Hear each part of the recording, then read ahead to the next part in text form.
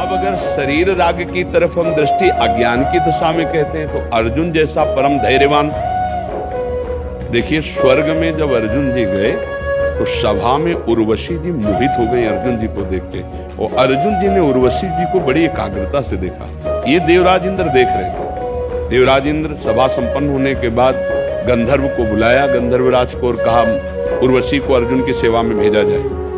तो भगवान नारायण की जंघा से प्रकट हुई ऐसी सुंदरी कि उनके बराबर कोई स्वर्ग में सुंदर नहीं। उर्वशी जी वायु मार्ग से जाती हैं और ऐसा स्वरूप उर्वशी जी का कि बड़े बड़े ऋषि मुनि मोहित हो जाए केवल देख करके। काम भी मोहित हो गया था नर नारायण को मोहित करने, तो काम भी मोहित हो गया था जब उर्वशी जी की रचना की, जाओ तुम क्या मोहित करोगे, ले जाओ तुम्हारे स्वर्ग की शोभा बनेगी। उर्वशी जी अर्जुन जी धैर्य की बात बता रहा हूँ, ज्ञान की धरा की बात बता रहा हूँ।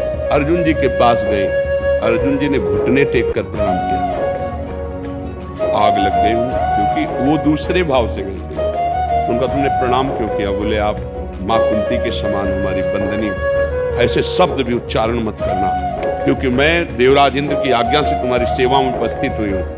तो तुम क्यों देख रहे थे सभा में हमारी तरफ? बोले देख रहा था कि हमारे पूर्वजों की उत्पत्ति आपसे ही हुई है, तो आप हमारी माँ के समान पूजनीय है, इसलिए देख रहा था।